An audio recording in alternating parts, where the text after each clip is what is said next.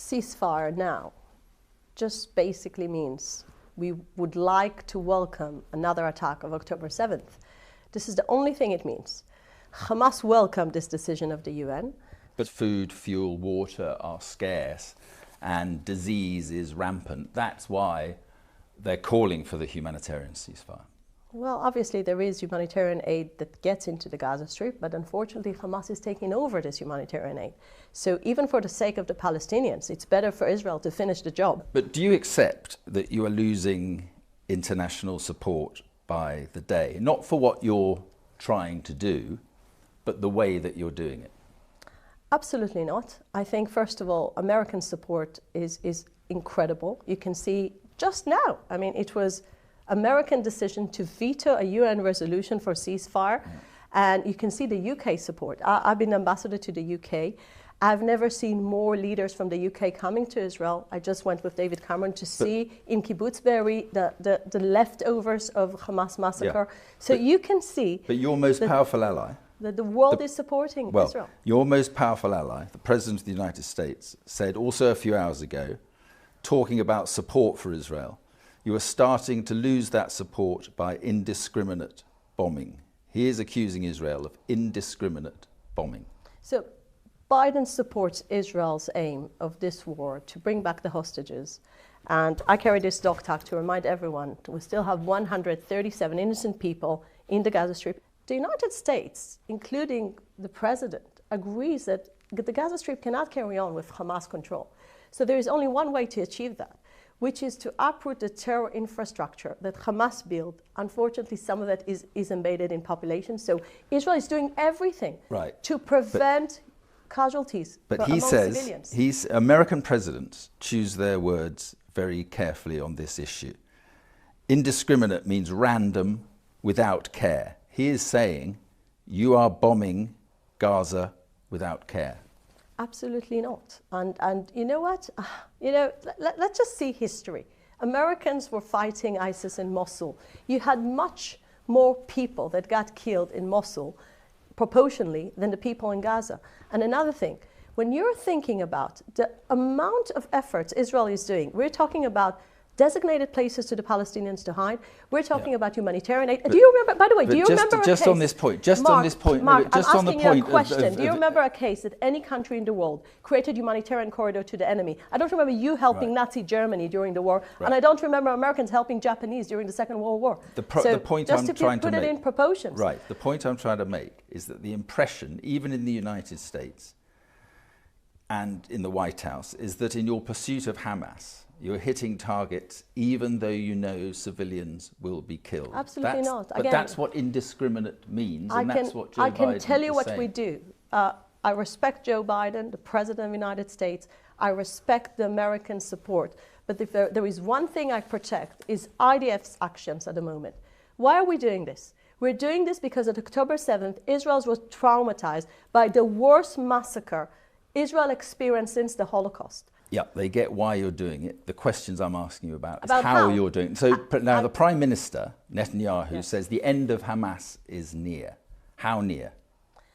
So I'm not sitting now in the war room, so I cannot tell you how much time we have left to the war. But I know that as long as our hostages are still there, and I know that as long as Hamas is still firing rockets on our cities, and we're talking about over 11,000 rockets on Israeli cities in the last few weeks. Well, this is the point. This is the point. We the need truth to is, stop that. It's believed that 3 of Hamas's 5 brigades are still intact. The head of Hamas, Yahya Sinwar, is still in Gaza at large.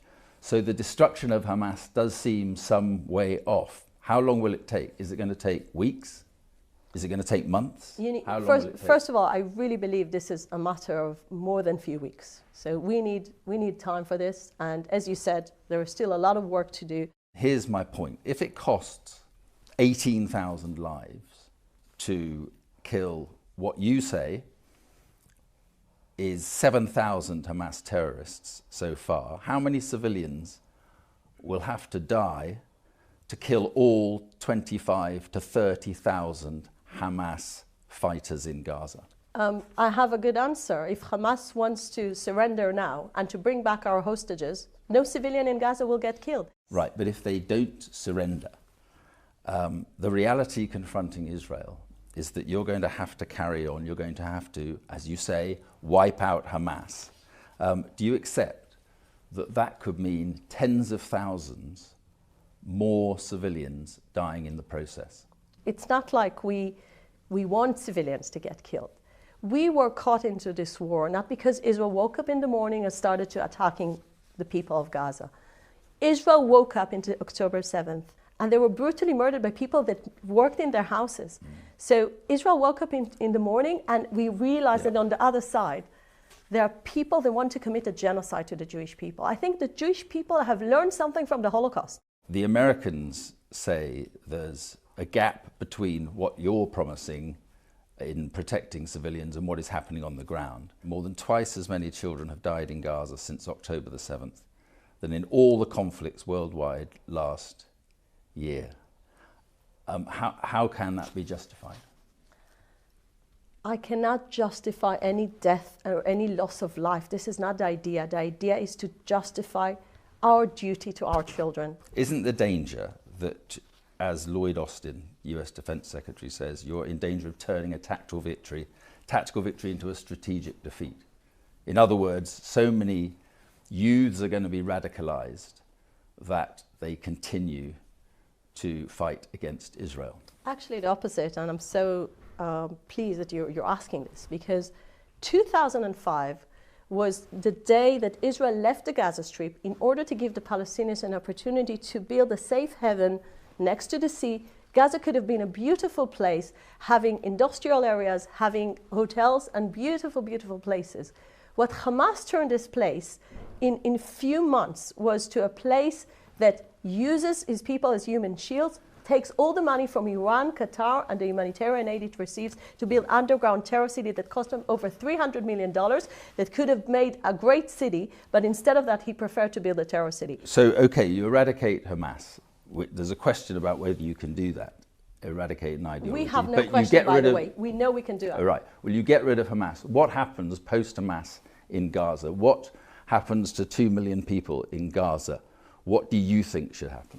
So I think the Israeli government's vision at the moment is, in order to have a better future both to the Palestinians and to the Israelis, Gaza must be demilitarized and Gaza must be de-radicalized.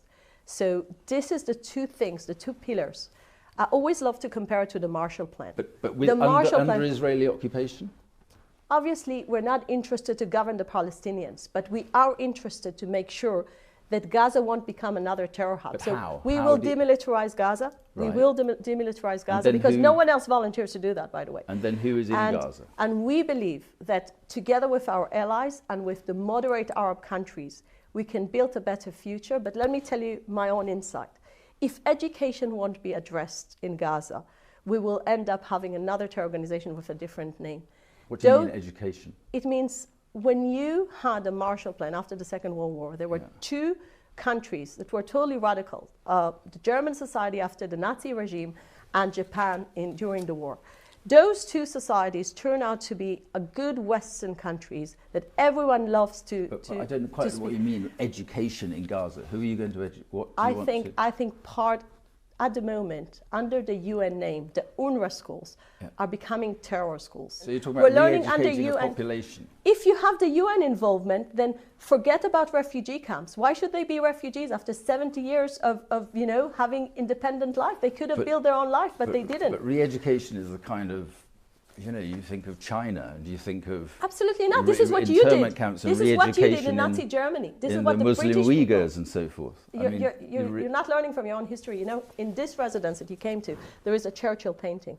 There is one thing we learned from Churchill's experience, fighting Chamberlain's policy, is the fact you cannot appease pure evil. So he knew you cannot negotiate with Hitler. We know we cannot negotiate with Hamas. It means we need to have a better future for the Palestinians. And in order to achieve that, you need to do what you did. Is there still a chance for a two-state solution? I think it's about time for the world to realize the Oslo paradigm failed on the 7th of October, and we need to build a new one. And in order to build a new one... Does that new one include the Palestinians living in a state of their own? Is that what it includes? I think the biggest question is what type of Palestinians are on the other side. This is what Israel realized do they on have 7th a state, of October. though? The answer is absolutely no, and I'll tell you why. Well, then because how can at there the be moment, peace? no, How I can there will be answer peace to you. in The reason there is no peace Israel is because the How Palestinians. can, without offering Mark, a state to Palestine, how Mark, can there be peace in Israel knows today, and the world should know now, the reason the Oslo Accords failed is because the Palestinians never wanted to have a state next to Israel. They want to have a state from the river to the sea. So the two-state solution is dead. Why are you obsessed with a formula that never worked, that created these radical people in the other side? Why are you obsessed with that?